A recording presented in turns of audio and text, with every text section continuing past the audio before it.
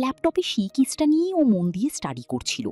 ঠিক তখনই হৃদি একদম সৌহার্দের শরীর ঘেঁষে বসে পড়ে ওর গালে টুপটাপ করে কয়েকটা চুমু খেয়ে বসে। বউয়ের মতলবটা সৌহার্দের বুঝতে বাকি রইল না, তাই সেদিকে সে বিশেষ পাত্তা দিল না, বরং বিরক্তি নিয়ে ধমকের সুরে বলে উঠল, সরো তো, কাজ করছি দেখছো না? এমন ঘেঁষাঘেঁষি করছো কেন? হৃদি মুখ ফুলিয়ে মিনতির সুরে বলল, ও প্লিজ, যেতে দেন না। মাত্র তো দুদিনের জন্য যাব। কথা দিচ্ছি 1 সেকেন্ডও বেশি থাকবো না। সৌহার্দ্য সন্দেহ ভরা দৃষ্টিতে ওর দিকে তাকিয়ে জিজ্ঞেস করল, হঠাৎ ওখানে যাওয়ার জন্য তোমার এত উতলা হওয়ার কারণ কি?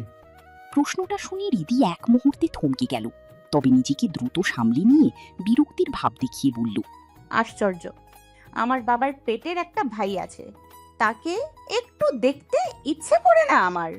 বিরক্তিতে নাক মুখ কুচকি সৌহার্দ্য বলল, স্টুপিড! বাবার পেটের ভাই হয় কোনোদিন শুনেছো? এমন আজগুবি কথা কোথায় পাও তুমি? হৃদি কিছু একটা বলতে যাচ্ছিল, কিন্তু তার আগেই সৌহার্দ্য এক বিরাট ধমক দিয়ে গর্জে উঠল, জাস্ট শাট আপ, হৃদিতা। একটা কথা বারবার শুনতে ভাল লাগে না আমার। যাবে না বলছি মানে যাবে না। সৌহার্দ্যের এমন অনমনীয় আচরণ আর বারবার ধমক দেওয়ায় হৃদি ভীষণ বিরক্ত হলো। সে আর কোনো কথা না বাড়িয়ে রাগে নিজের মোবাইলটা বের করে হুজুরের একটা ওয়াজ ফুল ভলিউমে বাজিয়ে দিল।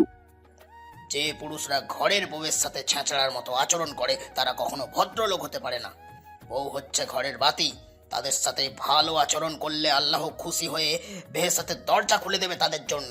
সৌহার্দ্য কোনো কথা না বলে বেশ মনোযোগ দিয়েই বউয়ের বাজানো ওয়াজটা শুনল। তারপর ঠোঁটে এক চিলতে বাঁকা হাসি ফুটিয়ে ঠোঁট কামড়ে হৃদির দিকে কিছুক্ষণ অপলক তাকিয়ে রইল। এরপর দুষ্টু একটা চোখের ইশারা করে হালকা হাসি মুখে বলে উঠল, একটা কাজ করলে কেমন হয় সুইট হার্ট? ঘরের প্রতিটা কোনায় কোনায় বাতি লাগিয়ে দিই। তুমি চাইলে ঘরের বাইরেও লাগিয়ে দিতে পারি। কি বলো? সৌহার্দ্যের এই রসিকতা আর বাঁকা কথা শুনে হৃদি যেন রাগে একেবারে আগুন হয়ে গেল। চোখ দুটো বড় বড় করে সৌহার্দ্যের দিকে তাকিয়ে তেড়ে সে বলে উঠল, লাগিয়ে দেখুন না, লুচ্চালোক কোথাকার, একদম বাতি জ্বালানোর মেশিন কেটে দেব। বউয়ের এমন অপ্রত্যাশিত আর ঝাঁঝালো কথা শুনে সৌহার্দ্য নিজেকে আর সামলে নিতে পারল না, খুব খুব করে কেশে উঠল।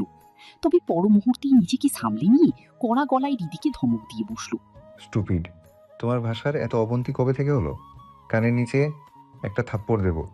বেয়াদব কোথাকার! ধমক খেয়েও হৃদির জেদ এক বিন্দুও কমল না। সে উল্টো আরো তেজি হয়ে সৌহার্দ্যের সামনে থেকে ল্যাপটপটা এক টানে সরিয়ে ফেলল। তারপর সৌহার্দ্যের একদম কানের কাছে মুখ নিয়ে ফিসফিস করে কিছু একটা বলল। কিন্তু হৃদির সেই কথায় সৌহার্দ্য একটুও দমল না, বরং আরো বেশি উদাসীন ও ভাবলেশীন ভঙ্গি করে গম্ভীর কণ্ঠে বলে উঠল, আমাকে এসব লোভ দেখিয়ে কোনো লাভ নেই। আমার যখন যেটা প্রয়োজন আমি নিজেই আদায় করে নিতে পারি। এখন এভাবে বানরের মতো ঝোলাঝুলি না করে আমাকে ছাড়ো। আমার ইম্পর্ট্যান্ট কাজ আছে। একটু পরেই হাসপাতালের জন্য বের হতে হবে আমাকে। সৌহার্দ্যকে কোনোভাবেই আর বাগে আনতে না পেরে হৃদির মুখটা একদম মলিন হয়ে গেল। সমস্ত জেদ নিমিষে কর্পূরের মতো উবে গিয়ে তার চোখে ভেসে উঠল এক অসহায় করুণ আকুতি। আর পেরে না উঠে সে যখন মায়াবী চোখে শেষবারের মতো তাকিয়ে ধীর পায়ে বিছানা ছেড়ে উঠে দাঁড়াতে গেল, ঠিক তখনই সৌহার্দ্যের বুক চিরে বেরিয়ে এলো একটা গভীর দীর্ঘশ্বাস। বউয়ের ওই করুণ মুখটা সে সহ্য করতে পারল না। নরম গলায় সে বলেই ফেলল, ওকে, বাট ওয়ান ডে। সৌহার্দ্যর মুখ থেকে কাঙ্ক্ষিত অনুমতিটুকু পেতেই হৃদির বিষণ্ণ মুখটা পলকে আনন্দে ঝলমল করে উঠল। খুশিতে তার দুচোখ চিকচিক করে উঠল। এক মুহূর্তের জন্যেও আর সেখানে দাঁড়ালো না সে। বিজয়িনীর মতো হাসি মুখে ঘর থেকে বের হতে গিয়েই হঠাৎ কি মনে করে থমকে দাঁড়াল। তারপর বিদ্যুৎ গতিতে পেছনে ফিরে সৌহার্দ্যের কাছে এসে ওর গালে টুপ করে একটা চুমু এঁকে দিয়েই এক দৌড়ে ঘর থেকে উধাও হয়ে গেল। হৃদির এমন হঠাৎ চপলতা আর কাণ্ড কারখানা দেখে সৌহার্দ্য বিরক্তিতে চোখ দুটো কুঁচকে ফেলল।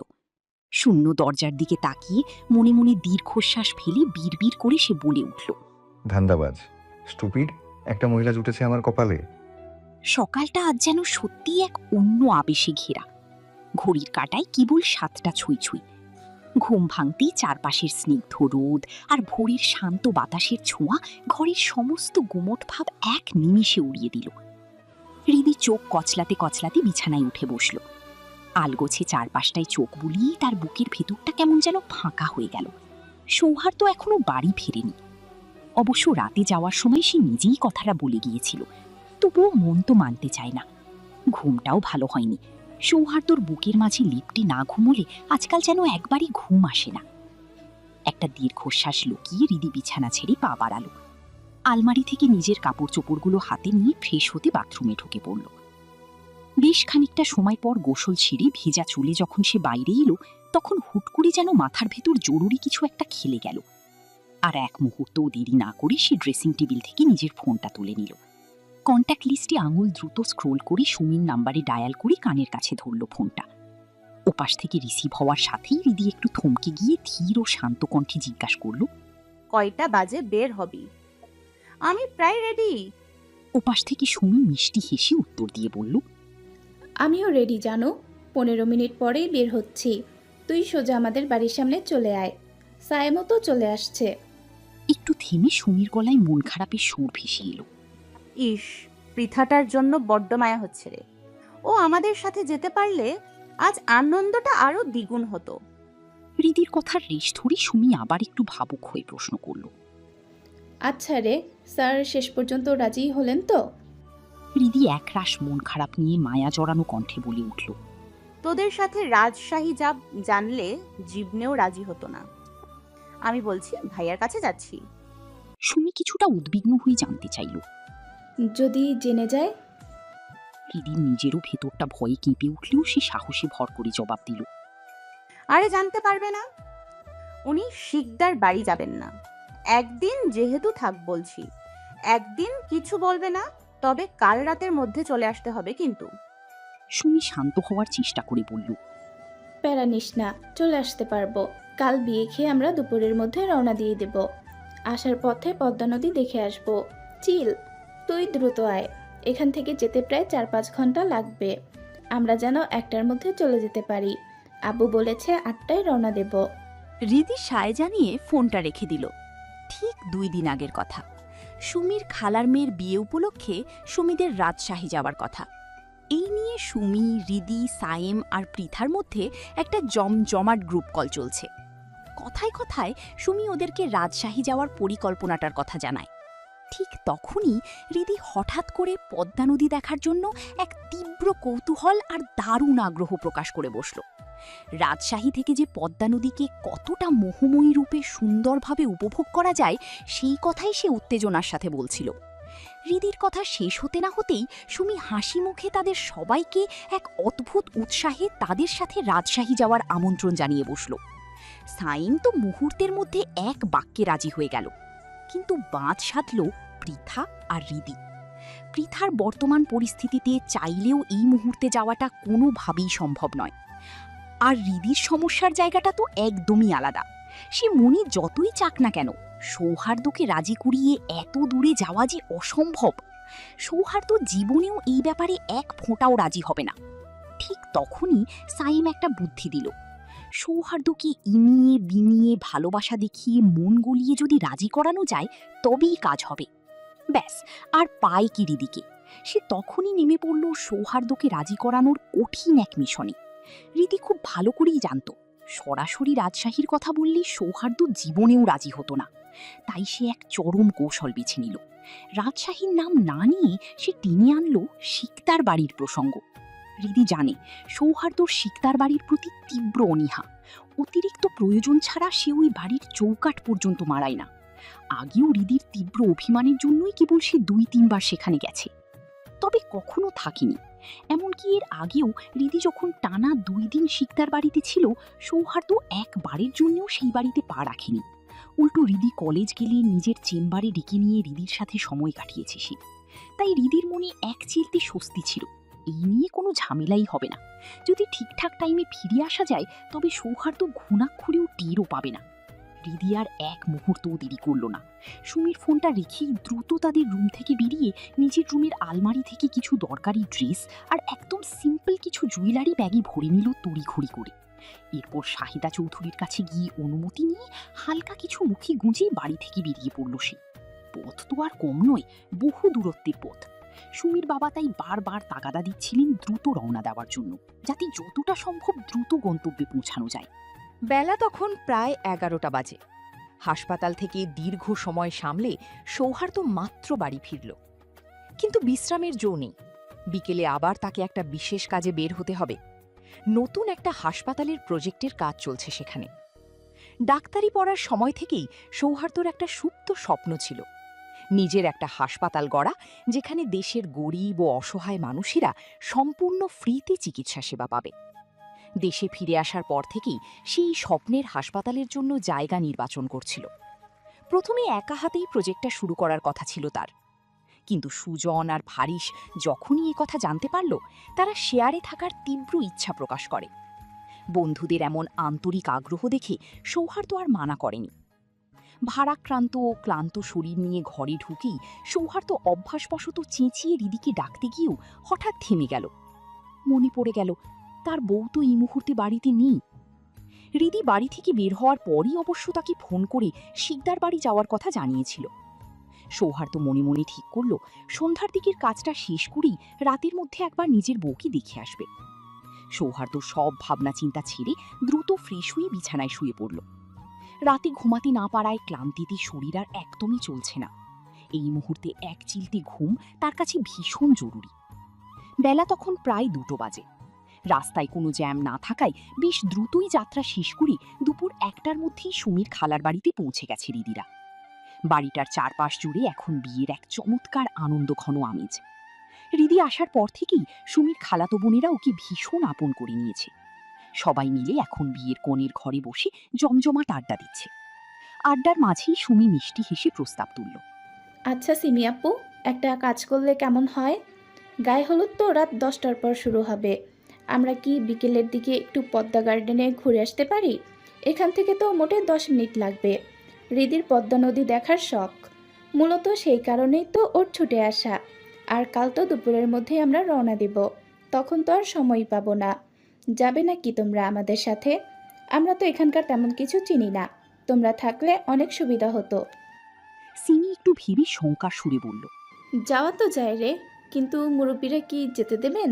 ওনাদের তো হাজারটা নিয়ম আর কথা। অমনি রিদি চটপট করে একগাল হেসে বলে উঠল, আরে আপু, মুরব্বিদের অত সব বলার দরকার কি?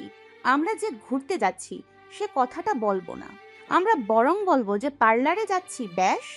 তাহলে আর কেউ কিচ্ছু বলবে না। চলো না প্লিজ, একটু ঘুরে আসি।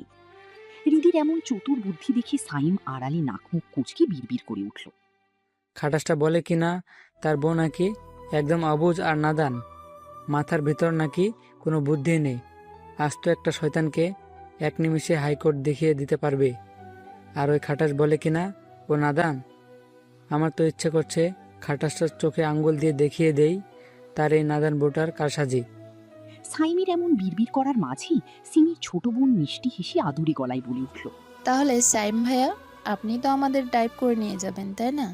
সাইম আসার পর থেকেই মেয়েটা একটু একটু করে কাছে ঘেঁষার চেষ্টা চালাচ্ছে, যদিও সাইমের দৃষ্টিতে তার কোনো পাত্তাই নেই। সাইম আর কথা বাড়ালো না, শুধু ক্লান্ত একটা দীর্ঘশ্বাস ফেলে মৃদু মাথা নেড়েই ড্রাইভিংয়ের দায়িত্বে সাই জানালো। সিমি চোখের পলকে সবটা ভেবে নিয়ে মত দিল, তাহলে এক কাজ করা যাক, আমরা গায়ে হলুদের শাড়িটা পরেই বেরিয়ে পড়ি। পরে ঘোরাঘুরি শেষ করে একেবারে সোজাসুজি পার্লারে চলে যাব। মেকআপ করে সোজা অনুষ্ঠানে আসব, কেমন হয়? এমনিতেই আমি খুব ভালো শাড়ি পরতে পারি, তোমাদের সবাইকে আমি নিজ হাতে পরিয়ে দেব। তাছাড়া শাড়ি পরে ঘুরলে দারুণ কিছু ফটোশ্যুটও করা যাবে, মেমোরি হয়ে থাকবে। সবাই এক বাক্যেই প্রস্তাবে রাজি হয়ে গেল। কিন্তু মুহূর্তেই রিদির উচ্ছ্বসিত মুখটা মলিন হয়ে গেল। সে মন খারাপ করে বিমর্ষ সুরে বলে উঠল, কিন্তু আমি তো কোনো শাড়ি সাথে করে আনিনি। সিমি স্নেহের সুরে আলতো করে রিদির হাত জড়িয়ে ধরে বলল, আরে দূর পাগলি, এটা কোনো কথাই হলো না। আমার হলুদের জন্য 2টো শাড়ি কেনা হয়েছে। ভাবছিলাম আমি আর আমার বোন ম্যাচিং করে শাড়ি পরবো। মিলি না হয় অন্যটা পরে নেবে। তুমি আমার সাথে ম্যাচিং করা শাড়িটা পরে নাও। তুমি মানুষটাই এত অপরূপ মিষ্টি, ওই শাড়িটা তোমায় জাস্ট প্রিন্সেসের মতো মানাবে। মিলিও বোনের কথায় জোরালো সমর্থন জানিয়ে হাসি মুখে সায় দিল। সৌহার্দ্যের ঘুম ভাঙল বেশ বেলা করে। চোখ মেলে হাতের ঘড়িটার দিকে তাকাতেই সে দেখল ঘড়ির কাঁটা প্রায় দুপুর 3টে ছুঁই ছুঁই। উঠতে গিয়েও সে আর উঠতে পারল না, বরং বালিশে মাথা রেখেই পাশে রাখা মোবাইলটা হাতে তুলে নিয়ে হৃদির নাম্বারে ডায়াল করল। বেশ কিছুক্ষণ ফোন বাজার পর ওপাশ থেকে রিসিভ হলো। হৃদি কিছু বলার আগেই সৌহার্দ্য কপাল কুঁচকে বিরক্তি ঝরানো কণ্ঠে বলে উঠল, প্রবলেম কি তোমার? ফোন রিসিভ করতে এত সময় লাগল কেন? বিয়েবাড়ির শোরগোল থেকে দূরে একটু নিরিবিলি জায়গার খোঁজে অনেকটাই হেঁটে সময় লেগে যাওয়ায় হৃদি কিছুটা ঘাবড়ে গেল। কি বলবে সে মুহূর্তে ভেবে পেল না। আমতা আমতা করে সে বলল, আসলে ফুপির কাছে ছিলাম তো, তাই আপনি আপনি খেয়েছেন। সৌহার্দ্য অবশ্য হৃদির কথায় কোনো সন্দেহ করল না। তার জানা মতে তার বউ তাকে কখনো মিথ্যা বলবে না। বউয়ের প্রতি এইটুকু অন্ধবিশ্বাস তার আছে। ঘুম জড়ানো কণ্ঠে সৌহার্দ্য বলল, না, এইমাত্র ঘুম থেকে উঠলাম।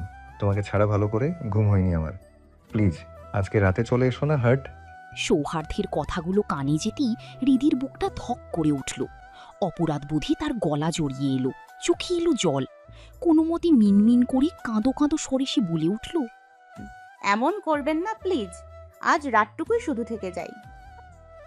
আমার লক্ষ্মী বরটা কাল বাড়ি ফিরে আপনাকে একদম স্পেশাল একটা সারপ্রাইজ দেব, প্রমিজ। বউয়ের এই মিষ্টি ছলচাতুরি আর আবদার বুঝতে পেরে সৌহার্দ্য দীর্ঘশ্বাস ফেলল। মোবাইলের স্ক্রিনেই কয়েকটা চুমু দিয়ে সে নরম গলায় বলল, আচ্ছা ঠিক আছে, তবে সাবধানে থেকো। জান, একটা খারাপ স্বপ্ন দেখেছি। যদিও এসব আমি বিশ্বাস করি না, তবুও মনটা কেমন যেন করছে। কোনো সমস্যা হলেই কিন্তু আমাকে ফোন দেবে হার্ট। রাখছি এখন, আমাকে একটু বের হতে হবে। হৃদি সাই দিয়ে বলল, ঠিক আছে, খেয়ে তারপর বের হন। বলেই সে ফোনটা কেটে দিল। তারপর বুকে হাত দিয়ে এক দীর্ঘ নিঃশ্বাস ফেলল।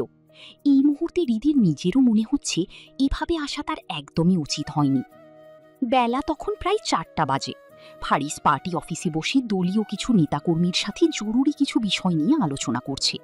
মিটিংটা শেষ করেই তাকে সৌহার্দ্যের সাথে কোনো একটা কাজে বের হতে হবে, তাই সে একটু দ্রুত মিটিংটা গুটিয়ে আনার চেষ্টা করছিল। ঠিক তখনই হুট করে ঝংকার তুলে বেজে উঠল ফোন জামাই 420। এমন আজব একটা রিংটোন শুনে মিটিংয়ে উপস্থিত সবাই তো একেবারে হতবাক।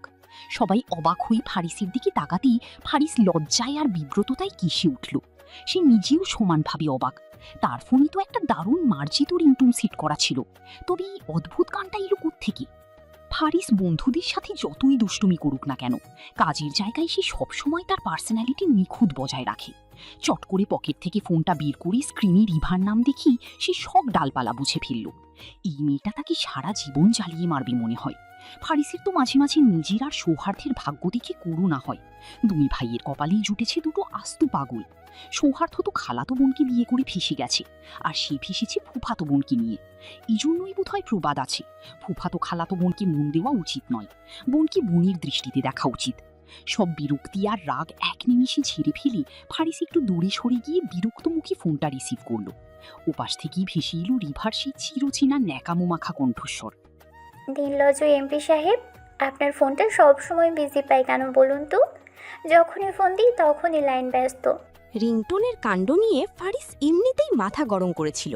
তার ওপর রিভার এমন অনুযোগ শুনে রাগটা যেন এক মুহূর্তের জন্য বহু গুণ বেড়ে গেল। সে দাঁতে দাঁত চেপে চিবিয়ে চিবিয়ে বলল, ওরে পকেট সাইজের ঝড়, আমার ফোনে এই আজব রিংটোন কি তুই সেট করেছিস?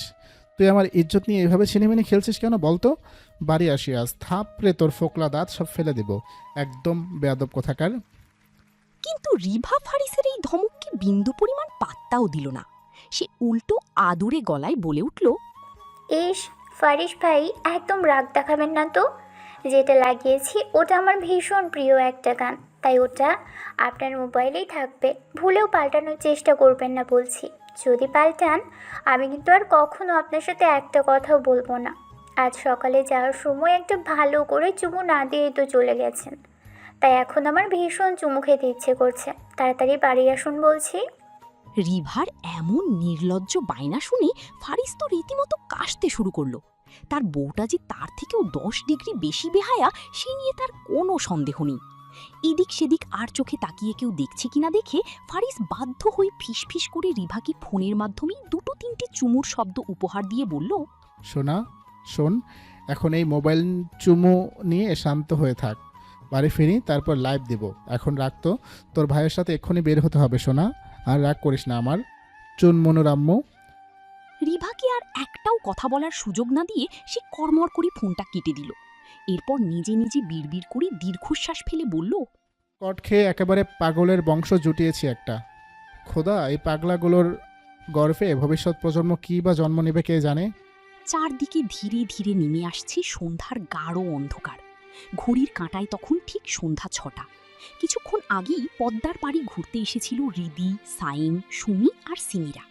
পশ্চিম আকাশে তখনও অস্তগামী সূর্যের শীষ রক্তিম আভা ছড়িয়ে আছে পদ্মার বিশাল বুকে।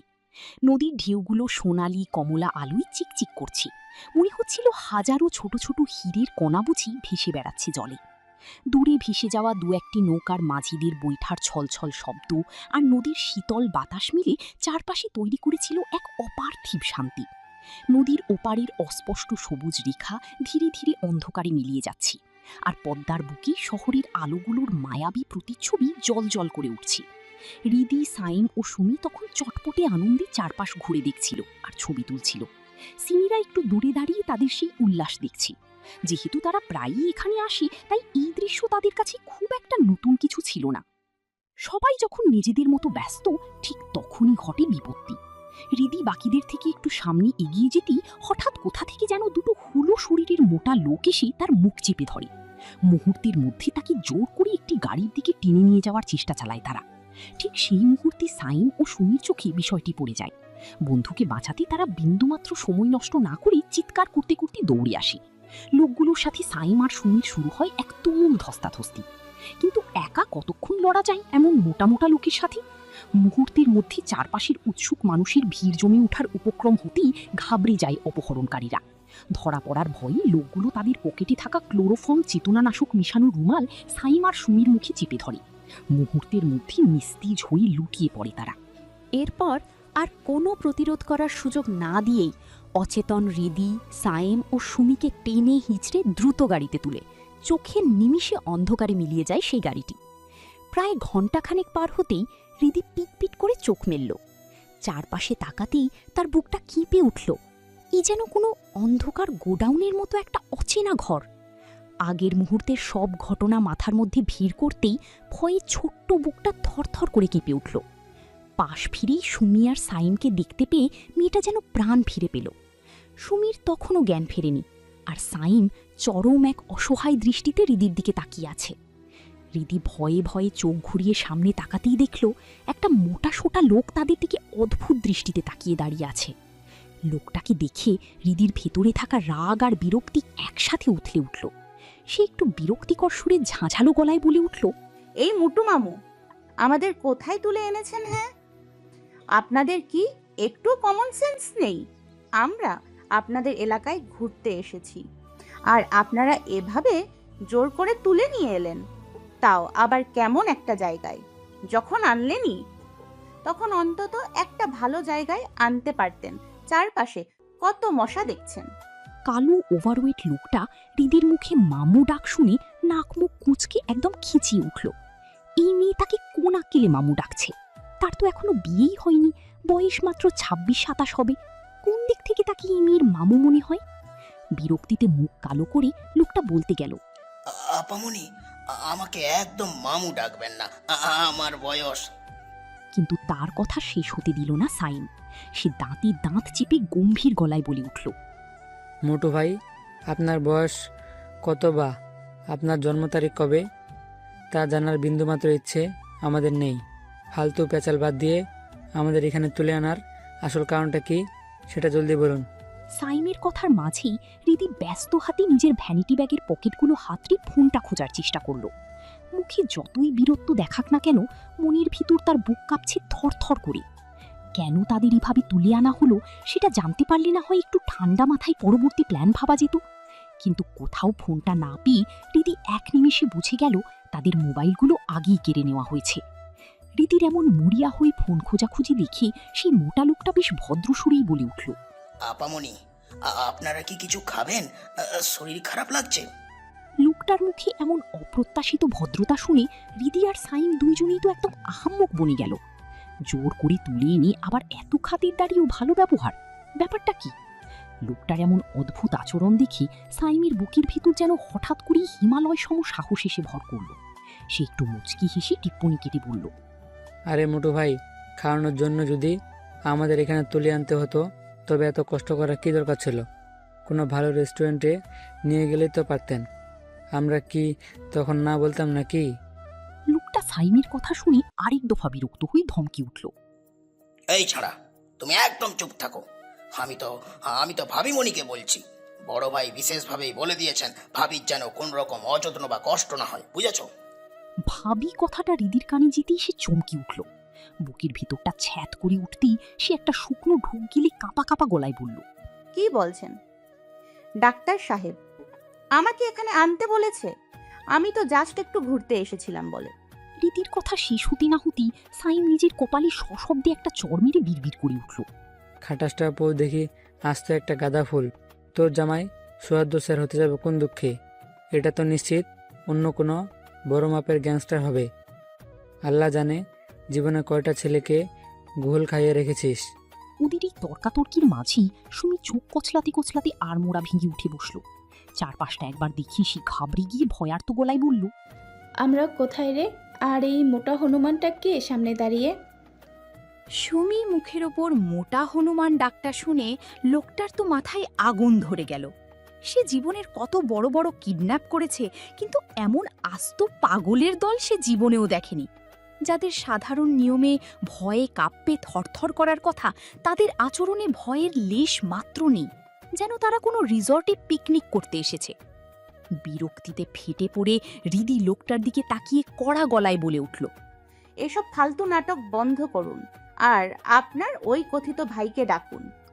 আমাদের কাছে আপনাদের কি চাই পরিষ্কার করে বলুন তো। লোকটা একটু আগের সেই রাগটা সামলে নিয়ে হঠাৎ করেই লাজুক একটা হাসি দিল।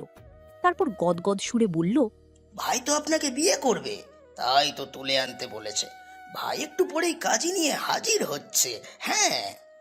এই কথা কানে যেতেই হৃদির বুকটা ধক করে কেঁপে উঠল।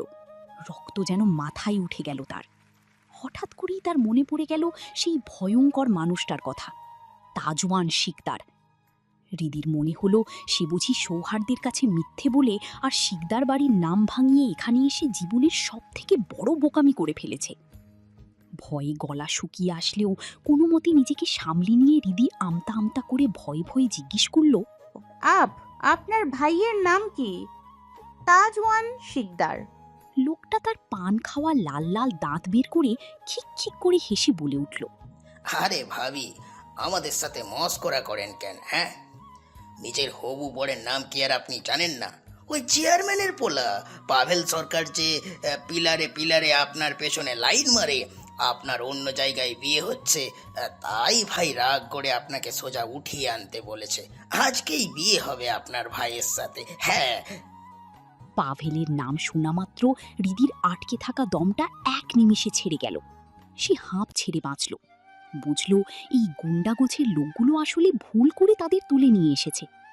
সুমি তখন নাকমুখ কুঁচকে ঘৃণা ভরে বলল, খেয়ে খেয়ে আগাগোড়া আস্ত একটা মোটা ভুঁড়ি বানিয়েছিস। ভুল তো করবি রে মোটা সার। আস্ত একটা ভুল মানুষকে জোর করে তুলে এনেছিস তোরা। লোকটা সুমির কথাই এক ফোঁটাও বিশ্বাস করল না। সে ভাবল এগুলো সব পালানোর ফন্দি। পাভেলের দেওয়া বর্ণনার সাথে মেয়েটির শাড়ির রং পর্যন্ত হুবহু মিলে গেছে। তাই সে বুঝল এই দলটা ভীষণ চালু। পাভেলের হুকুম ছাড়া এদের এক পাও নড়তে দেওয়া যাবে না। রাত তখন প্রায় 8টা বাজে। সৌহার্দ্য, সুজন, ফারিস আর আরবান 4 জন মিলে নতুন হাসপাতালের প্রজেক্টের কাজ দেখে ফিরছিল। ঠিক তখনই হঠাৎ বেজে উঠল সৌহার্দের মোবাইলটা। সৌহার্দ্য ফোনটা রিসিভ করে স্পিকারে দিয়ে কিছু একটা বলতে যাবে, ঠিক তার আগেই উপাস থেকে সুমির বাবার আতঙ্কিত ও কান্নাকাটা কণ্ঠস্বর ভেসে এলো। বাবা সৌহার্দ্য, সুমি আর হৃদিকে কে বা কারা যেন জোর করে তুলে নিয়ে গেছে। বাকি কথাটুকু শেষ হওয়ার আগেই সৌহার্দ্য স্টিয়ারিংয়ে শক্ত করে হাত রেখেই গাড়িটা সশব্দে একটানে ব্রেক কষে থামালো। মুহূর্তের মধ্যেই সৌহার্দ্যের সমস্ত রক্ত যেন হিম হয়ে এলো। রক্ত চলাচল যেন ওই 1 সেকেন্ডের জন্য একদম বন্ধ হয়ে গেল। বুক চিরে বেরিয়ে আসা প্রচণ্ড আতঙ্কে তার পুরো শরীর থরথর করে কাঁপতে শুরু করলো। কপাল বেয়ে গড়িয়ে নামলো চিকন ঘামের ফোঁটা। আর সহ্য করতে না পেরে সে চোখ দুটো শক্ত করে বন্ধ করে ড্রাইভিং সিটের সাথে মাথাটা এলিয়ে দিল। সুজন পাশ থেকেই বুঝতে পেরেছিল কিছু একটা মারাত্মক ঘটেছে। সে এক মুহূর্ত দেরি না করে দ্রুত এগিয়ে এসে সৌহার্দের নাড়ি চেক করে বুঝল সৌহার্দ পুরোপুরি সেন্সলেস হয়ে গেছে। পরিস্থিতি বেগতিক দেখে সুজন তৎক্ষণাৎ আরবানকে ডেকে একটা জরুরি ইঞ্জেকশনের নাম বলে দিল, কিন্তু আশেপাশে কোনো ফার্মেসি আছে বলে মনে হচ্ছে না।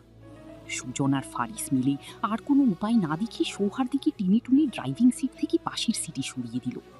এরপর ফারিস নিজে ড্রাইভিং সিটের দায়িত্ব নিয়ে দানবের মতো গতিতে গাড়ি ছোটাতে শুরু করলো এবং সাথে সাথে সুমির বাবার নাম্বারে কল ব্যাক করলো। ফোন রিসিভ হতেই ফারিস শ্বাসরুদ্ধ কণ্ঠে বলে উঠল, প্লিজ আঙ্কেল, খাপ ছাড়া না করে এবার শুরু থেকে শেষ পর্যন্ত সবটা খুলে বলুন। সুমির বাবা কাঁপতে কাঁপতে রাজশাহী যাওয়ার থেকে শুরু করে হৃদি সুমিদের তুলে নিয়ে যাওয়ার আদ্যপান্ত সবটা পরিষ্কার করে বলে দিলেন। সব শুনে ফারিসের চোয়াল শক্ত হয়ে গেল। সে গাড়িটা কোনো মতে একটা ফার্মেসির সামনে ব্রেক করে দাঁড় করানোর সাথে সাথেই আরবান লাফ দিয়ে গাড়ি থেকে নেমে গেল। গাড়িতে বসেই ফারিস তার সমস্ত রাজনৈতিক ও প্রশাসনিক ক্ষমতার ব্যবহার শুরু করল। সে এক পলকে রাজশাহীর পুলিশ প্রশাসন থেকে শুরু করে সর্বোচ্চ মহলে ফোন করে রেড অ্যালার্ট জারি করতে বলে দিল। এমপি পদের সমস্ত জোর খাটিয়ে সে স্পষ্ট নির্দেশ দিল, পুলিশ হোক কিংবা আর্মি, যা যা প্রয়োজন সব নামাতে হবে। ওই দুটো মেয়ের গায়ে যেন একটা ফুলের টোকাও না লাগে। ফারিস যখন ফোন হাতে একের পর এক হুমকি ধমকি দিচ্ছে, ঠিক তখনই আরবান হাঁপাতে হাঁপাতে ইঞ্জেকশনটা নিয়ে গাড়িতে এসে উঠল। সুজন বিন্দুমাত্র সময় নষ্ট না করে সৌহার্দের হাতে সেটা পুশ করে দিল। ফারিস উৎকণ্ঠার চোখে সুজনের দিকে তাকাতেই সুজন একটু স্বস্তির নিঃশ্বাস ফেলে বলল, ঠিক হয়ে যাবে, টেনশন করিস না। হঠাৎ এমন একটা মারাত্মক শকের ধকল ওর শরীরটা নিতে পারেনি। ভাগ্যিস সময় মতো ইঞ্জেকশনটা দেওয়া গেছে, নইলে বড় ধরনের ক্ষতি হয়ে যেত। এখন ঠিক আছে, আর কিছুক্ষণের এই জ্ঞান ফিরে আসবে। সুজনের মুখে কথাগুলো শুনে ফারিস এই চরম উৎকণ্ঠা ও দুঃখের মাঝেও একবার অচেতন সৌহার্দের দিকে তাকিয়ে অসহায়ভাবে মৃদু বিড়বিড় করে উঠল, শালা বাইরের দুনিয়ায় সবার সাথে বাঘের মতো তেজ দেখিয়ে চলে, অথচ নিজের বউটার কিচ্ছু হলেই একেবারে বিড়ালের মতো নেতিয়ে পড়ে। এদিকে গোডাউনের এক কোণে গালে হাত দিয়ে চুপচাপ বসে আছে সুমি। অন্যদিকে চরম টেনশনে সাইমের হাত থরথর করে কাঁপছে। এত চেষ্টা করেও তারা এখন থেকে এক পাও নড়তে পারছে না। প্রথমে তারা ভেবেছিল লোক বোধহয় একজনই, কিন্তু যখন চারপাশে চোখ বুলিয়ে দেখল কম করে হলেও 10-12 জন ক্যাডার কড়া পাহারা দিয়ে রেখেছে। চারপাশের এই বন্দি দশা আর চরম থমথমে পরিস্থিতিতেও সুমি আর সাইমের মুখে যেখানে ভয়ের চোটে 12টা বেজে গেছে, কিন্তু হৃদির চেহারায় তার লেশ মাত্র নেই। সে নির্বাক ভঙ্গিতে এদিক সেদিক তাকাতে তাকাতে হঠাৎ একটা লুডোর বোর্ড দেখতে পেল। অমনি মোটা লোকটার দিকে তাকিয়ে সে বেশ ফরমাইশি সুরে বলে বসল, এই যে মোটু মামা, ওই কোনায় লুডুর বোর্ডটা দেখা যাচ্ছে না? ওটা একটু এদিক নিয়ে আসেন তো ভাই, এখানে বসে বসে বোরিং লাগছে। চলেন কিছুক্ষণ লুডো খেলি, আর সাথে আমাদের জন্য কিছু খাওয়ার ব্যবস্থা করেন তো, পেটে ভীষণ খিদে পেয়েছে। হৃদির এমন আজব আবদার শুনে সাইম তো রীতিমতো অবাক হয়ে হাঁ করে তাকিয়ে রইল। এই মুহূর্তে এখান থেকে কিভাবে জান নিয়ে বের হওয়া যাবে সেই চিন্তায় যেখানে তার গলা শুকিয়ে কাঠ হয়ে আসছে, আর এই মেয়ে কিনা এখানে বসে লুডো খেলতে চাইছে। সাইম রাগে বিরক্তিতে ফেটে পড়ে ফিসফিস করে বলল, এই বিপদের মাঝেও তোর মাথায় খাওয়ার আর খেলার ভূত চাপে কীভাবে বোন? তোর ওই খাটার জামাই ঠিকই বলে, তুই আস্ত একটা তাচ্ছিরা মেয়ে। এখান থেকে চামড়া বাঁচিয়ে বের হবে কীভাবে? সে ফিকের না করে তোর মাথায় কিনা লুডো খেলার ভূত চাপল? এই খাটাসটা যদি কোনোভাবে টের পাই। হৃদি বিরক্তিতে নাক মুখ কুচকে ধমকে সুরে বলল, আরে দোস্ত, চিল করতো, এখান থেকে বের হতে না পারলেও সমস্যা নাই। আমার এক পিস জামাই আছে যে খবর পেলে পাতাল খুঁড়ে আমাকে বের করবে। শুধু টেনশন হচ্ছে খুঁজে পাওয়ার পর কি করবে। হৃদির মুখে সৌহার্দের নামটা শোনার সাথে সাথেই সাইমের বুকটা ধক করে কেঁপে উঠল। সে তো মনেই জুজু ভয়ই পাচ্ছিল। ভয়ে বুক কেঁপে উঠায় সাইম গলা থেকে থুতু ফেলে তড়িৎ গতিতে ওই মোটা লোকটার দিকে তাকিয়ে মিনতি করে বলে উঠল, এই মোটু ভাই, প্লিজ আমাকে শ্যুট করে দে। ওই খাটাসটার হাতে অত্যাচারী হয়ে মরার চেয়ে তোর হাতে মরা অনেক ভালো। প্লিজ ভাই, শ্যুট মি। ওদের এই বিয়াক্কিলির মতো বকবক শুনে সুমি চটে গিয়ে কড়া গলায় বলল, তোরা কি একটু চুপ করবি? এমনিতেই টেনশনে আমার মাথা ঘুরে যাচ্ছে। সুমির কথায় হৃদি একদম উদাসীন ভঙ্গিতে বলল, উফ, ফালতু টেনশন করে লাভ আছে নাকি বল? এর চেয়ে ভালো উপায়, চল এদের সবাইকে পিটিয়ে সোজা রাস্তা মেসপে বেরিয়ে যাই, আর তা না হলে চুপচাপ চিল করি। সুমি বিরক্তিতে চোখ উল্টিয়ে বলল, দিনের বেলা হলে তাও কিছু একটা করা যেত, কিন্তু এই নিকষ কালো রাতে এদের পিটিয়ে বাইরে বের হয়েও বা লাভ কি? আমরা তো এখানকার কোনো রাস্তাঘাটই চিনি না, পালিয়ে যাবই বা কোথায়? সুমি সায়েমের টেনশন যায় যায় অবস্থা। ঠিক তখনই ওই মোটা লোকটা বেশ অবাক করে হৃদির নির্দেশ মতো সামনে লুডুর বোর্ডটা এনে হাজির করলো। শুধু তাই নয়, সাথে এক প্লেট গরম গরম কাবাব জাতীয় খাবারও নিয়ে এলো। হৃদি এক পলক খাবারের দিকে তাকিয়ে নিজের মনের সব টেনশন যেন ঝেড়ে ফেলল। সে উৎসাহের সাথে লুডুর ঘুঁটিগুলো গুছাতে গুছাতে ডাকলো, আরে আয় আয়, খেলা শুরু করা যাক। এই মুটু মামা, আপনিও এদিকে এসে বসে যান। আপনি আজকে আমার দলেই থাকবেন। আসেন আসেন, জলদি আসেন। বলেই সে সত্যি সত্যি খেতে খেতে খেলা শুরু করে দিল। হৃদি এতক্ষণে ঠিকই বুঝে গেছে এরা পেশাদার কোনো অপরাধী নয়, সবকটি পাতি গোছের গুন্ডা মাত্র, যারা হুট করে তাদের কোনো বড় ক্ষতি করবে না। তার এখন আসল টেনশন কেবল সৌহার্দ্যকে নিয়ে। সৌহার্দ্যের কানে এই খবর পৌঁছনোর আগেই যদি কোনো মতে তারা বাড়ি ফিরে যেতে পারত। প্রায় ২০ মিনিট পর সৌহার্দ্যর জ্ঞান ফিরতেই তার মুখ দিয়ে আক্ষরিক অর্থেই আগ্নেয়গিরির লাভা বেরিয়ে এলো। রাগে চোখ মুখ লাল করে সে বাঘের মতো গর্জে উঠল, গাড়ি ঘোড়া, ওই তাজওয়ান শুয়োরের বাচ্চাকে আজকে আমি জ্যান্ত কবর দেব। শালা বারবার আমার কলিজায় হাত দেওয়ার সাহস। কথাটা শেষ করতে পারল না সে। তার আগেই ফারিস বিরক্তিতে নাক মুখ কুচকে খিক খিক করে বলে উঠল, আরে ভাই থাম, আজ কিন্তু ওই তাজওয়ানের কোনো দোষ নেই, সব দোষ তোর ওই বেয়াদব বউটার, তোকে একদম গোল খাইয়ে ছেড়েছে সে। ফারিসের মুখে এই কথা শোনা মাত্র সৌহার্দ্য চমকে তাকালো। আতঙ্কে তার বুকটা এখনো ধকধক করছে, যেন এই বুঝি তার হৃৎপিণ্ডটা ছাতি ভেঙে বেরিয়ে আসবে। সৌহার্দ্যর এমন বেগতিক অবস্থা দেখে ফারিস এবার একটু নমনীয় হলো। কাঁধে একটা হালকা চাপড় দিয়ে সে স্বস্তির সুরে বলল, আরে তুই তো রিল্যাক্স হ ভাই, হৃদি একদম ঠিকঠাক আছে, আমি সব খবর নিয়েছি।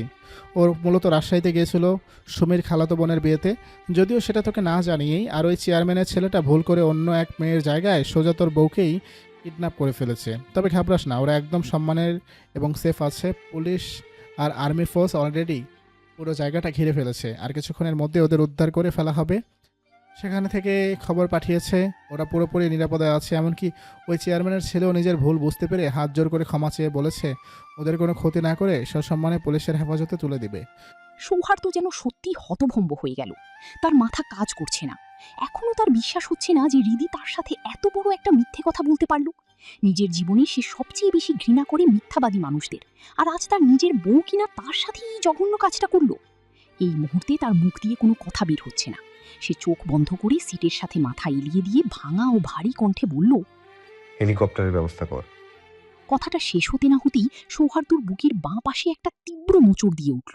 বুকের ভেতরে অসম্ভব ব্যথা করছে, তার যেন আর কথা বলার মতো কোনো অবস্থাই নেই। হঠাৎ সে খপ করে বুকটা চেপে ধরে দিল। সুজন ঘাবড়ে গিয়ে বলল, তোর এখন হাসপাতালে চলা উচিত, ওদের নিয়ে তোকে ভাবতে হবে না। ফারিস তো বললই ওরা সেফ আছে। কিন্তু সুজনের কথাই পাত্তাই দিল না সৌহার্দ্য। সে চরম বিরক্তিতে পাশ ফিরে কড়া গলায় বলল, আমি যেটা বলছি সেটাই কর। তারপর রাগে চোয়াল শক্ত করে দাঁতে দাঁত চেপে হিসিয়ে উঠল। বাল জুড়ছে কপালে। 2 দিন পর পর বাইম মাছের মতো হাত ফসকে বেরিয়ে যায়। বালের বউ আমার। এই মুহূর্তে সৌহার্দ্যের মুখে এমন অদ্ভুত ক্ষোভের কথা শুনে ফারিস বুঝতে পারছিল না সেই বিচারা ভাইয়ের চরম অবস্থা দেখে দুঃখ পাবে নাকি মনে মনে হাসবে। তাদের উত্তপ্ত কথার মাঝে হঠাৎ একটা কালো গাড়ি এসে থামল। গাড়ি থেকে সাহাবীরকে নামতে দেখে সৌহার্দ্য চরম রাগে ও বিরক্তিতে মুখ ফিরিয়ে নিল।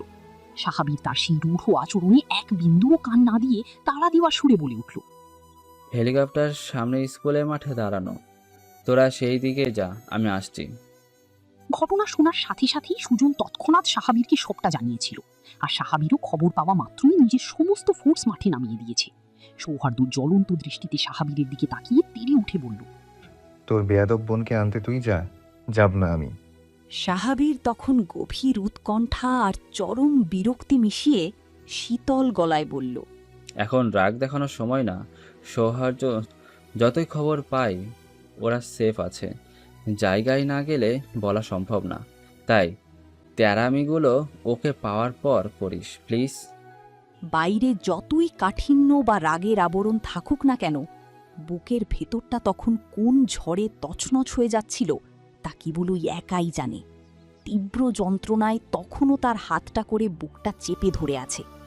আর এক মুহূর্তও নষ্ট না করে সে শুধু ফ্যাকাশে চোখে ফারিসকে একটা ছোট ইশারা করল, গাড়িটা যেন আর 1 সেকেন্ডও দেরি না করে স্টার্ট দেওয়া হয়। রাজশাহীর আকাশে তখন গভীর রাতের নিঝুম চাদর নেমে এসেছে। ঘড়ির কাঁটার হিসেবে ঠিক রাত 11টা। শহরের বুক চিরে বয়ে চলা শান্ত পরিবেশকে পাশ কাটিয়ে পদ্মাপাড়ের অদূরে সেই নিভৃত গোডাউনের বাইরে তখন চলছে পুলিশের সাইরেনের তীব্র লাল নীল আলোর ঝলকানি আর ভারী বুটের ব্যস্ত পদশব্দ। ঠিক এই রুদ্ধশ্বাস ও চরম উত্তেজনাকর পরিবেশের মাঝেই গোডাউন থেকে কিছুটা দূরের ফাঁকা স্কুল মাঠে প্রখর শব্দের গর্জন তুলে সবেমাত্র অবতরণ করল সৌহার্দ্যদের হেলিকপ্টারটি। আকাশযানটি পুরোপুরি মাটিতে থিতু হওয়ার আগেই এক লহমায় লাফিয়ে নেমে পড়ল সৌহার্দ্য, সাহাবীর ও ফারিস। সৌহার্দ্য 1 সেকেন্ডও সময় নষ্ট না করে সামনে পুলিশের গাড়ির কাছে এগিয়ে যেতেই দেখল কিডন্যাপারগুলোকে অলরেডি গাড়িতে তোলা হচ্ছে। ঠিক তখনই থমকে গেল তার দৃষ্টি। সামনে রিদি, সাইম, সুমি অপরাধীর মতো নিচের দিকে তাকিয়ে আছে। বুক চিরে বেরিয়ে আসা অজানা আতঙ্কে রিদি তখন ভয়ে থরথর করে কাঁপছে। চারপাশে কি হচ্ছে তা দেখার বা চোখ তুলে তাকানোর ন্যূনতম সাহসটুকুও তার অবশিষ্ট নেই। তীব্র লজ্জা আর ভয়ের চাদরে মুড়ে রিদির মন চাইছে এই মুহূর্তে মাটি ফুঁড়ে হারিয়ে যেতে, পৃথিবী থেকে পালিয়ে যেতে। তবুও পাথরের মতো স্থির হয়ে অসহায়ভাবে নিজের ঠোঁট কামড়ে কোনো মতে সেখানে দাঁড়িয়ে আছে সে। সৌহার্দ্য, ফারিস আর সাহাবীর সামনে এগিয়ে যেতেই ডিউটিরত আর্মি অফিসার সম্মানসূচক স্যালিউট ঠুকলেন। ফারিস অফিসারকে মৃদু স্বরে কিছু একটা বলতেই পুলিশের গাড়িগুলো একে একে সাইরেন বাজাতে বাজাকো চলে গেল। শুধু নিরাপত্তার চাদরে মুড়ে আর্মির কয়েকটি জিপ তাদের ঘিরে দাঁড়িয়ে রইল। সৌহার্দ্যের তীক্ষ্ণ গাঢ় দৃষ্টি তখন কেবলই হৃদির ওপর নিবদ্ধ। মেয়েটাকে সম্পূর্ণ অক্ষত, সুস্থ স্বাভাবিক অবস্থায় নিজের চোখের সামনে দেখতে পেয়ে যেন ধুঁকতে থাকা শরীরে প্রাণ ফিরে পেল সে। কিন্তু পর মুহূর্তেই হৃদির পাগলামো আর দুঃসাহসিক কীর্তিকলাপগুলো মনে ভেসে উঠতেই রাগে তার সমস্ত শরীর থরথর করে কেঁপে উঠল। ক্ষোভ আর উদ্বেগে তার চোখ দুটো যেন দাউ দাউ করে জ্বলে ওঠা আগুনের মতো লাল হয়ে আছে। আর সহ্য করতে না পেরে সৌহার্দ্য এক ঝটকায় এক ক্ষিপ্ত বাঘের মতো হৃদির সামনে গিয়ে দাঁড়ালো। রাগের চরম মুহূর্তে হৃদির গালের উপর হাত তুললেও শেষ মুহূর্তে নিজেকে সামলে নিয়ে চোখ বুজে হাতটা নামিয়ে নিল সে। রাগকে প্রশমিত করার বৃথা চেষ্টা চালিয়ে ব্যর্থ হয়ে দুহাতে হৃদির থুতনিটা শক্ত করে চেপে ধরল। তারপর চোয়াল শক্ত করে দাঁতে দাঁত চেপে ফিস ফিস করে বলে উঠল, আমাকে আর কত জ্বালিয়ে পুড়িয়ে শেষ করলে? তবে তোর শান্তি হবে। ভালোবাসি বলে যা খুশি তাই করে যাবি নাকি? লাগবে না তোর মতো বেয়াদব অবাধ্য নারীর ভালোবাসা আমার এই জীবনে। যা, আজ থেকে তোর যা খুশি কর। আমি সৌহার্দ্য চৌধুরী আর কোনোদিন ফিরেও তাকাবো না। এক বিন্দুও চাই না তোকে আমার জীবনে। বলেই সৌহার্দ্য এক মুহূর্তের জন্যও আর কোথাও না তাকিয়ে ঝড়ের বেগে সামনে এগোতে লাগলো। সৌহার্দ্যকে এইভাবে উন্মত্তের মতো রেগে চলে যেতে দেখে অস্থির হয়ে উঠল হৃদি। তাকে আটকাতে সেও দৌড়াতে শুরু করল, কিন্তু কপালের ফেরি নিজের ভারী শাড়ির পাঁচে পা পিছিয়ে সোজা মুখ থুবড়ে মাটিতে লুটিয়ে পড়ল সে। সাথে মেয়েটি যন্ত্রণায় কুঁকড়ে উঠল। হৃদির মুখ থেকে বেরিয়ে আসা ব্যথাতুর আর্তনাদে সৌহার্দ্যের চলার গতি মুহূর্তেই থমকে গেল। সে পিছনে ফিরে তাকাতেই দেখল ফারিস দ্রুত এগিয়ে আসছে হৃদিকে তুলতে। তা দেখে রুদ্ধশ্বাসে গর্জে উঠল সৌহার্দ্য, ডোন্ট টাচ হার, দূরে থাক ওর থেকে। এরপর সাহাবীরের দিকে এক পশলা রাগী দৃষ্টি নিক্ষেপ করে দাঁতে দাঁত চেপে ফিসফিস করে বলে উঠল, আহাম্মকের মতো দাঁড়িয়ে না থেকে নিজের বোনকে তুলতে পারছিস না? কথাটা বলি সে আবার সামনের দিকে পা বাড়ালো। ফারিস তার পিঠের দিকে তাকিয়ে নাকমুখ কুঁচকে চেঁচিয়ে উঠল, শালা, আমার হাতে কি অ্যালার্জি আছে? তোর বউকে তুললে কি ফোসকা পড়ে যাবে নাকি? সৌহার্দ্য এক পলক জ্বলন্ত দৃষ্টিতে তাকাতেই ফারিস সাথে সাথে চুপসে গেল। এদিকে সাহাবীর একটা দীর্ঘশ্বাস ফেলে দ্রুত এগিয়ে এসে বোনকে মাটি থেকে টেনে নিজের শক্ত বুকের সাথে জড়িয়ে ধরল। হৃদি ভাইয়ের বুক থেকে ছিটকে সরে যাওয়ার জন্য ছটফট করতে করতে কান্নায় ভেঙে পড়ে হুঁপিয়ে উঠল, ভাইয়া, আমাকে ছাড়ো। উনি আমাকে ভুল বুঝে চলে যাচ্ছেন, আমাকে যেতে দাও। আমি বুঝিয়ে বললে উনি ঠিক মেনে নেবেন। সাহাবীর পরম মমতায় কেঁপে ওঠা বোনের মাথায় হাত বুলিয়ে শান্ত করার সুরে বলল, এখনও অসম্ভব রেগে আছে, একটু ঠান্ডা হতে দে তো প্লিজ। ভাইয়ের কথাটা শোন লক্ষ্মী বোন আমার। ভাইয়ের সেই শান্ত অথচ দৃঢ় কথায় হৃদি কিছুটা হলেও শান্ত হলো। ফারিস হৃদির কিছুটা কাছে এগিয়ে এসে দীর্ঘ একটা নিঃশ্বাস ফেলল। তারপর গলার স্বর নামিয়ে বেশ গম্ভীর ও ভারাক্রান্ত গলায় বলে উঠল, তোমার কি মনে হয় না আজ তুমি যা করলে সেটা চরম একটা অন্যায় আর বোকামি? ঢাকা থেকে এত দূরে কাউকে কিছু না জানিয়ে তোমার কি এইভাবে হুট করে চলে আসা উচিত হয়েছে? আর তুমি কি জানো না সৌহার্দের ছোটবেলা থেকেই একটা জন্মগত হার্টের সমস্যা আছে, কনজেনিটাল হার্ট কন্ডিশন। অতিরিক্ত কোনো উত্তেজনা বা মানসিক টেনশনও একটুও সহ্য করতে পারে না। একটু এদিক ওদিক কিছু হলেই যে কোনো মুহূর্তে বড় কোনো দুর্ঘটনা ঘটে যেতে পারে। ফারিসির এই কড়া কথাগুলো কান ছুঁতেই হৃদির পায়ের তলার মাটি যেন সরে গেল। সে বাকরুদ্ধ হয়ে পরক্ষীন তাকিয়ে রইল। এ কথা সে আজ জীবনের প্রথমবার শুনল। বুকটা হঠাৎ করেই অজানা আতঙ্কে মোচড় দিয়ে উঠল। হৃদির ফ্যাকাশি ও আতঙ্কিত মুখের পানে তাকিয়ে ফারিস একটু নরম সুরে বুঝিয়ে বলল, যা বলছি তা একদম শতভাগ সত্যি। এটা নিয়ে এখন অহেতুক প্যানিক করো না। উন্নত চিকিৎসার কারণে সমস্যাটা অনেকটাই নিয়ন্ত্রণে এসেছে, কিন্তু সত্যি কথা হলো ও হঠাৎ করে কোনো অতিরিক্ত উত্তেজনা বা মনের ওপর বড় ধাক্কা একদমই নিতে পারে না। ভাইয়ের প্রশস্ত বুকের গভীরে মুখ গুঁজে অপরাধীর মতো ফুঁপিয়ে ফুঁপিয়ে কেঁদে চলেছে হৃদি। তার কান্নার প্রতিটি ফোঁটা যেন জমে থাকা দীর্ঘশ্বাসের পরিণতি। একটু দূরে সাইম আর সুমি তখনও স্তব্ধ হয়ে নিচের দিকে তাকিয়ে আছে। অপরাধ ভূত আর উৎকণ্ঠায় তাদের মাথা নিচু। হৃদিকে বুকে জড়িয়ে ধরে সাহাবীর একবার শূন্য দৃষ্টিতে সুমির দিকে তাকালো। সেই দৃষ্টিতে রাগ ছিল না, ছিল একরাশ ক্লান্তি। একটা ভারী দীর্ঘশ্বাস ফেলে সে সবার উদ্দেশ্যে শীতল গলায় বলে উঠল, যাও সবাই গিয়ে হেলিকপ্টারে ওঠো। কোনো কথা বাড়ালো না সাইম কিংবা সুমি। নিঃশব্দে ফারিসের পিছু পিছু তারা এগিয়ে গেল হেলিকপ্টারের দিকে। হৃদিকে শক্ত করে আগলে সাহাবীর যখন হেলিকপ্টারের সামনে এসে পৌঁছালো, তখন একে একে সবাই উঠে বসেছে। চারপাশে চোখ বুলিয়ে উদ্বিগ্ন মুখে আরবান জিজ্ঞাসা করল, ভাইয়া কোথায়? আরবানের দিকে বিরক্তিতে এক পলক তাকিয়ে ফারিস খটমটে কণ্ঠে বলে উঠল, তোর কি মনে হয় তোর ওই ঘাড়তারা ভাই আমাদের সাথে আসবে? তবুও স্বস্তি পাচ্ছিল না আরবান। উদ্বেগে গলা কাঁপিয়ে সে বলে উঠল, কিন্তু ভাইয়ের কাছে তো কোনো গাড়ি নেই, একাই গোয়েন জঙ্গলে। বাক্যটা পুরো শেষও করতে পারল না আরবান। তার আগেই নাক মুখ কুঁচকে অবজ্ঞা সুরে ফারিস বলে উঠল, বাঘকে জঙ্গলেই মানায় বুঝলি, অত টেনশন না করে চল। দাঁতে দাঁত চেপে বিরক্তি প্রকাশ করে সে আরও যোগ করল, ওই ভেজাল প্রোডাক্টটাকে দেখলে তো বাঘও উল্টে ভয়ে পালিয়ে বাঁচে। বলেই এক মুহূর্ত দেরি না করে সে উঠে বসল হেলিকপ্টারে। আরবানও চারদিকে একবার শঙ্কা ভরা চোখে তাকিয়ে চরম উৎকণ্ঠা নিয়ে শেষ পর্যন্ত ভেতরে গিয়ে বসল। হেলিকপ্টারটি তক্ষুনি শব্দ করে রানওয়ে ছেড়ে শূন্যে ডানা মেলল। ঠিক তখনই বুক ফাটা আর্তনাদে ফেটে পড়ল সুমি। প্লিজ প্লিজ আমাকে নামিয়ে দিন। তার হঠাৎ এমন চিৎকারে সবাই থমকে গেল, যেন আকাশ থেকে পড়ল। ভ্রু কুঁচকে বিরক্তিতে তেতে উঠে সাহাবীর ধমকে উঠল, এই মেয়ে, এটা কি কোনো লোকাল টমটম গাড়ি পেয়েছো যেখানে সেখানে থামিয়ে মানুষ নামিয়ে দেবে? সাহাবীরের কণ্ঠে থমকে গেল সুমি। এতক্ষণ চরম আতঙ্কের চুটি তার নিজের অস্তিত্বেরই হুঁশ ছিল না। এখন মাথার উপর থেকে ভয় কাটতেই মনে পড়ে গেল তার বাবা মা তো এইখানে রয়ে গেছেন, আর ঢাকার তাদের বাড়িটিতে ঝুলছে বড় একটা তালা। কাঁদো কাঁদো গলায় প্রায় ভেঙে পড়া কণ্ঠে সে বলে উঠল, আমার আব্বু আম্মু তো এখানেই, বাড়িতে তালা মারা, আমি কোথায় যাব? কথাটা শেষ করতে দিল না সাহাবীর। সুমির দিকে তীক্ষ্ণ অথচ অদ্ভুত এক দৃষ্টিতে তাকিয়ে সে শীতল গলায় বলল, তোমাকে বিন্দুমাত্র টেনশন করতে হবে না, আমি ওনাদের সব জানিয়ে দেব আর তোমাকে রাস্তায় ফেলে রেখে যাব। কথাগুলো শেষ করেই সুমির একেবারে গা ঘেঁষে বসল সাহাবীর। সুমির কানের ঠিক কাছে মুখটা নিয়ে এসে উষ্ণ গলায় ফিসফিস করে বলে উঠল, আর এটা হলো আমাকে ইগনোর করার শাস্তি। সাহাবীরের শরীরের স্পর্শ আর তীব্র উষ্ণ নিঃশ্বাসের ছোঁয়া কানের কাছে লাগতেই সুমির বুকটা কেঁপে উঠল। লজ্জায় উপলক উত্তেজনায় তার ফর্সা মুখটা মুহূর্তে টকটকে লাল হয়ে গেল।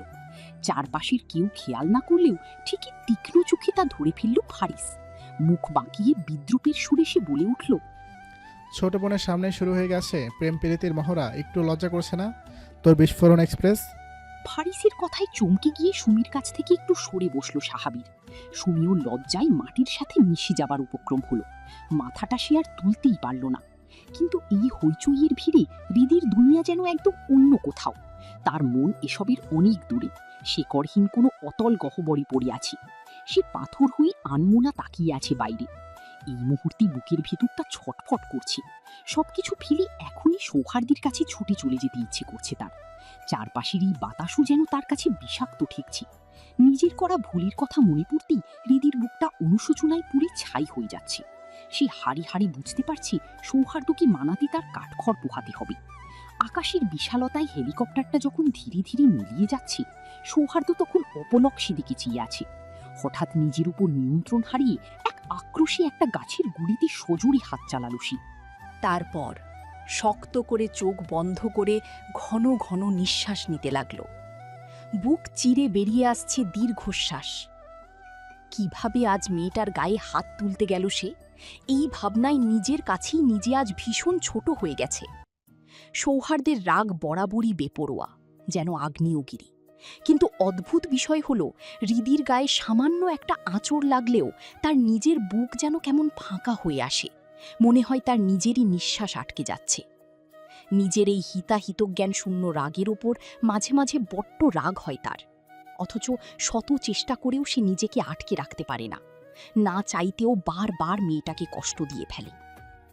অনুশোচনার আগুনে পুড়তে পুড়তে সে যখন আবার সেই গাছের গায়েই আঘাত করতে উদ্যত হল, ঠিক তখনই সুজন দৌড়ে এসে তার হাত দুটো শক্ত করে খপ করে ধরে ফেলল।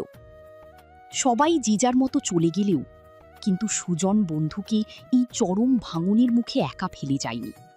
সে ভালো করেই জানে সৌহার্দ্যের রাগ কেমন ভয়ঙ্কর। মাথা গরম হলে সে নিজের ওপর কী ধরনের তাণ্ডব চালাতে পারে তার কোনো ঠিক ঠিকানা থাকে না। সুজন এগিয়ে এসে সৌহার্দ্যের হাতের দিকে তাকাতেই তার কপাল কুঁচকে গেল। ক্ষোভে আর বিরক্তিতে তার বুকটা মোচড় দিয়ে উঠল। গাছের গুড়িতে অনবরত আঘাত করার ফলে সৌহার্দ্যের হাতটা একদম থেঁতলে লাল হয়ে গেছে। বিরক্তি আর উৎকণ্ঠা মিশিয়ে সুজন প্রায় ধমকের সুরে বলে উঠল, কি শুরু করলি বলতো সব? নিজের উপর এই অবধ জিদ আর কত চালাবি? নিজেকে এভাবে কষ্ট দিয়ে কি প্রমাণ করতে চাস? বন্ধুর কথায় কোনো ভ্রুক্ষেপ না করে সৌহার্দ্য রাস্তার ধুলোবালির মধ্যেই ক্লান্ত ভঙ্গিতে বসে পড়ল। সুজনের চোখের দিকে তাকিয়ে ঠোঁটের কোণে এক চিলতে অদ্ভুত ব্যথাতুর হাসি ফুটিয়ে সে শান্ত অথচ ভারী গলায় বলল, একটা কথা কি জানিস সুজন, আমাদের কাছের মানুষগুলো যখন ঠিক বুঝে যায় কোথায় আমাদের সবচেয়ে বড় দুর্বলতা, তখন তারা বিনা নোটিশেই সুযোগ বুঝে সেই জায়গাতেই আঘাত করতে থাকে। এই আমাকেই দেখ, আমি তো বুক ফুলিয়ে ভাবতাম এই পৃথিবীর কোনো মানুষ, কোনো শক্তিই আমার দুর্বলতার কারণ হয়ে দাঁড়াতে পারবে না, কোনো দিনও না। অথচ সেই আমাকে। কথাটা শেষ করতে গিয়েও সৌহার্দ্য হঠাৎ থেমে গেল। নিজের ভিতরের সমুদ্র সমান কষ্টটাকে জোর করে গিলে ফেলল সে। পর মুহূর্তেই নিজেকে কঠোরভাবে সংযত করে মুখটা শক্ত ও গম্ভীর করে নিল, যেন বুকের ভিতর বয়ে যাওয়া তীব্র ঝড়টাকে সে জোর করেই পাথর চাপা দিল। বন্ধুর মনের অবরুদ্ধ দরজাটা সুজন খুব ভালো করেই চিনি। সে জানে সৌহার্দ্য এমন এক মানুষ যার বুক ফেটে চৌচির হয়ে গেলেও ঠোঁট দিয়ে কষ্টের একটা শব্দও বের হবে না। পাথর চাপা দিয়ে সব আর্তনাদ সে নিজের ভিতরে গিলে ফেলতে জানে। সৌহার্দ্যের মুখের দিকে তাকিয়ে সুজন এক চিলতে ম্লান হাসল। তারপর গাছের গুড়িতে পিঠ হিলিয়ে বসে ঠান্ডা অথচ শানিত গলায় বলল, তুই তো শুধু তোর নিজের কষ্টটাই দেখছিস। সৌহার্দ্য, তুই কি একবারও আয়নায় নিজেকে প্রশ্ন করেছিস তুই বা তাকে কম কষ্ট দিয়েছিস নাকি? আজ তার দেওয়া সামান্য আঘাত তুই সহ্য করতে পারছিস না, আর সেই মেয়েটা কিভাবে তোর দেওয়া অবহেলা আর কষ্টগুলো বুক পেতে সহ্য করে গেছে বলতো, দীর্ঘ 4টা বছর ধরে। বন্ধুর এই সোজা কথাই সৌহার্দ্যের চোখে হঠাৎ জমে উঠল তীব্র অস্বস্তি। সে এক পলক সুজনের দিকে তাকিয়ে বিরক্তিতে মুখটা ফিরিয়ে নিল। তারপর দাঁতে দাঁত চিপি ঝাঁঝালো গলায় বলে উঠল, তখন আমি পরিস্থিতির শিকার ছিলাম, সেটা তোরা সবাই ভালো করেই জানিস ভাই। আমার নিজের পায়ের তলার মাটি শক্ত করাটা তখন কতখানি জরুরি ছিল তা কি তোদের বলে বোঝাতে হবে? আমি যা কিছু করেছি তখন সেটা তো ওর জন্যই করেছি। সুজন এবার এক অদ্ভুত বিস্ময় নিয়ে তাকিয়ে রইল সৌহার্দ্যের চোখের দিকে। বন্ধুর লুকানো সত্য জানার কৌতূহল চেপে রাখতে না পেরে সে প্রায় ফিসফিস করে বলে উঠল, সত্যি করে বলতো সৌহার্দ্য, তুই হৃদিকে কবে থেকে ভালোবাসিস? সৌহার্দ্য তখন চোখ দুটো শক্ত করে বন্ধ করে রেখেছে। আনমনি এক সুদূর শূন্যতায় তাকিয়ে সে নিচু অথচ স্থির গলায় বলে উঠল, কবে আর কখন ভালোবেসেছি তা ঠিক জানা নেই, তবে যেদিন ওকে কবুল বলেছিলাম সেদিন ওই 15 বছরের এক কিশোরীর ঘোমটার আড়ালে থাকা না দেখা মুখটা আমার মনে এক অচেনা পিছুটান তৈরি করেছিল। শত চেষ্টা করেও সেই মুখটা আমি কখনো মাথা থেকে মুছে ফেলতে পারিনি। আর সেই দিন থেকেই পৃথিবীর আর কোনো নারীর প্রতি আমার মনে একটুও মোহ জন্ম নেয়নি। বন্ধুর মুখ থেকে এই ছোট্ট একটা স্বীকারোক্তি শুনে সুজন যেন পলে পলে ভাষা হারিয়ে ফেলল। সৌহার্দ্যের মতো এমন পাথরের মতো শক্ত আর গম্ভীর মানুষের বুক চিরে ভালোবাসার এমন নিখাদ রূপ বেরিয়ে আসা যে কতখানি বিশাল ব্যাপার তা কেবল তার সবচেয়ে কাছের মানুষগুলোই জানে। কয়েক মুহূর্তের পিন পতন নীরবতা ভেদ করে সুজন এবার চারপাশের বাস্তব পরিস্থিতির দিকে নজর দিল। ঠোঁটে এক চিলতে বাঁকা হাসি ফুটিয়ে সে কিছুটা তাচ্ছিল্যের সুরেই বলে উঠল, তেজ দেখিয়ে তো ওদের সাথে গেলি না, এখন কিভাবে ফিরবো আমরা? সৌহার্দ্য গম্ভীর কণ্ঠে উত্তর দিল, 10 মিনিট ওয়েট কর, ব্যবস্থা করা আছে। বলেই সে আবার চোখটা বুঝে ফেলল। রাত তখন প্রায় 1টা, তবুও নিস্তব্ধ হয়নি ঢাকা শহর। কোলাহল আর যান্ত্রিকতার বুক চিরে ঠিকই জেগে আছে চারপাশ। ঠিক সেই মুহূর্তেই ছাদ ঝুলো হেলিকপ্টারটা। সাহাবীর হৃদি আর সুমিকে নিজের ফ্ল্যাটে নিয়ে এসেছে। হৃদি চৌধুরী বাড়ির দিকে যেতে চাইলেও সাহাবীর শক্ত গলায় জানিয়ে দিল সকালে সে নিজেই পৌঁছে দেবে। তাছাড়া এই মুহূর্তে সৌহার্দ্যের মাথা গরম, তার রাগ কমাটা জরুরি। ক্লান্ত শরীরে আর প্রতিবাদ করার শক্তি পেল না হৃদি, নীরব সম্মতি জানাল। ফ্ল্যাটে পা রাখতেই সাহাবীর পরম যত্নে তাদের জন্য একটি রুম গুছিয়ে দিল। এরই মধ্যে খাবার অর্ডার করে দিয়েছে সে। সুমি মৃদু প্রতিবাদ করে বলেছিল সে নিজ হাতে কিছু বানিয়ে নেবে, কিন্তু সাহাবীর তার কথায় কান দিল না। কিছুক্ষণের মধ্যে খাবার আসতেই সাহাবীর নিজ হাতে বোনকে খাইয়ে দিল, কিন্তু হৃদির গলা দিয়ে যেন খাবার নামছিলই না। সৌহার্দ্য কোথায় আছে, বাড়ি ফিরেছে কিনা, এই দুশ্চিন্তায় তার বুক ফেটে যাচ্ছিল। কিডন্যাপারদের কবল থেকে পুলিশ ফোনগুলো উদ্ধার করে দিলেও চার্জ না থাকায় হৃদির ফোনটা তখন পুরোপুরি বন্ধ ছিল। অনেক কষ্টে হৃদিকে বুঝিয়ে শুনিয়ে ঘুম পাড়ানোর পর সাহাবীর বারান্দায় এসে দাঁড়ালো। এক চিলতে ধোঁয়া ওড়াতে গিয়ে আঙুলে ধরা সিগারেটটা সে ধরল। ঠিক তখনই রাতের নিস্তব্ধতা ভেঙে পাশে এসে দাঁড়ালো সুমি। সাহাবীরের হাত থেকে সিগারেটটা কেড়ে নিয়ে দূরে ফেলে দিয়ে চোখের কোণে জমে থাকা রাগ নিয়ে এসে বলে উঠল, এসব না খেলে হয় না? সুমির দিকে এক পলক তাকিয়েও কোনো উত্তর দিল না সাহাবীর। দৃষ্টিটা বাইরে স্থির রেখে সুমি নরম গলায় জানতে চাইল, হৃদিকে খুব ভালোবাসেন না? সাহাবীর সুমির দিকে না তাকিয়ে ছোট করে জবাব দিল, সাথে তোমাকেও। কথাটা শুনে সুমি চমকে তাকালো, কিন্তু সাহাবীরের দৃষ্টি তখনও গ্রিলের বাইরে, ওই অনন্ত আকাশের কোনো এক শূন্যতায়। সুমি একটু এগিয়ে এসে সাহাবীরের কাঁধে আলতো করে মাথাটা এলিয়ে দিল। ফিসফিস করে বলে উঠল, কখনো হাত ছেড়ে দিবেন না তো মাঝপথে? সাহাবীর আগের ভঙ্গিতেই দাঁড়িয়ে থেকে ভারী গলায় প্রতিজ্ঞা করল। নিঃশ্বাস থাকবে না। সুমি তৃপ্তির এক চিলতে মুচকি হেসে সাহাবীরের কাঁধে মাথা রেখেই চোখ বন্ধ করল। আর চোখে একবার তাকিয়ে সাহাবীর আস্তে করে জিজ্ঞেস করল, ঘুমাবে না? চোখ বুঝেই সুমি জবাব দিল, না। সাহাবীর আর কিছু বলল না। নিঝুম রাতের চাদরে মুড়ে সেও আগের মতো অপলক তাকিয়ে রইল ওই দূর আকাশের দিকে। সেদিনের পর থেকে কেটে গেছে ঠিক 1টা সপ্তাহ। এই 7টি দিন সৌহার্দ্যের কোনো খোঁজ নেই, কোনো সারা শব্দ নেই। সে ঘটনার পরদিন সকালে চৌধুরী বাড়িতে এসে সৌহার্দ্যকে না পেয়ে হৃদি ভেবেছিল সে হয়তো হাসপাতালেই আছে, দুপুর বা রাতে নিশ্চয়ই ফিরে আসবে। কিন্তু 2 দিন পেরিয়ে গেলেও যখন সৌহার্দ্য বাড়ি ফিরল না, তখন হৃদির বুকটা অজানা আশঙ্কায় কেঁপে উঠল। এরপর থেকেই সে নিজেদের নতুন বাড়ি থেকে শুরু করে সৌহার্দ্যের চেম্বার কোথায় না কোথায় খোঁজ করেনি, কিন্তু কোথাও তার এতটুকু সন্ধান মিলল না। ফারিসকে সে কয়েকবার ফোন করে সৌহার্দ্যের ঠিকানার কথা জানতে চাইল, অথচ ফারিস উদাসীন গলায় বলে দিল সে কিছুই জানে না। সৌহার্দ্যের নাম্বারে তো 1000 বার ডায়াল করা শেষ, কিন্তু সৌহার্দ্য কি আর ফোন রিসিভ করে? হয় রিং হতে হতে লাইন কেটে যায়, নয়তো জেনে শুনিয়ে কেটে দেয়। মেসেজ পাঠালেও একটা উত্তর আসে না, সিন পর্যন্ত করে না। এই 1 সপ্তাহে মেয়েটার অবস্থা একদম ভেঙে গেছে। দুশ্চিন্তায় শুকিয়ে কাঠ হয়ে গেছে সে। ঠিকমতো ঘুমাতে না পেরে চোখের নিচে গাঢ় কালো দাগ বসে গেছে। হৃদির কিছুতেই মাথায় আসছে না সৌহার্দ্য কেন তার সাথে এমন নিষ্ঠুর আচরণ করছে। সে না হয় না বুঝে একটা ভুল করেছে, তাই বলে কি তাকে একবারের জন্যও ক্ষমা করা যেত না? সকাল প্রায় 9টা। ক্লাসরুমের এক কোণে থম মেরে বসে আছে রিদি আর সুমি। পৃথা আজও আসেনি। মেয়েটা আজকাল কোনো ক্লাসই আর ঠিক মতো করতে পারে না। আর সাইম, সেই সেদিন থেকে ছেলেটা একদম লাপাত্তা। শত খোঁজাখুঁজি করেও তার কোনো হদিশ মেলা ভার। দুশ্চিন্তায় দিশেহারা হয়ে সাইমের বাড়িতে ফোন করা হয়েছিল। ওপাশ থেকে ওর মা ভাঙা গলায় শুধু জানিয়েছেন সাইম নাকি কোনো এক বন্ধুর বাড়িতে আছে বলে জানিয়েছে। চারপাশের এই দম বন্ধ করা পরিস্থিতিতে রিদির বুকটা ভেঙে আছে। কোনো কিছুতেই আর মন টিকছে না। ভারাক্রান্ত মনে নিঃশব্দে সুমির কাঁধে নিজের মাথাটা এলিয়ে দিল রিদি। ভেতরটা শুধু হাহাকার করে উঠছে, কিচ্ছু ভালো লাগছে না। হঠাৎ করেই ক্লাসের গম্ভীর নিস্তব্ধতা ভেঙে দরজায় এসে দাঁড়ালো সৌহার্দ্য। গায়ে একটা কালো টি শার্ট আর জিন্স প্যান্ট। রোদ থেকে আসার কারণে ফর্সা মুখটা কিছুটা লালচে হয়ে আছে। কারো দিকে একবারের জন্যেও না তাকিয়ে সে সোজা এগিয়ে গেল প্রজেক্টরের সামনে। হঠাৎ কারো উপস্থিতির আভাস পেয়ে রিদি চমকে চোখ তুলল। আর তখনই যেন তার হৃৎপিণ্ডটা এক মুহূর্তের জন্য থমকে গেল। ঠিক 1 সপ্তাহ পর সে দেখছে তার সেই প্রিয় মানুষটাকে।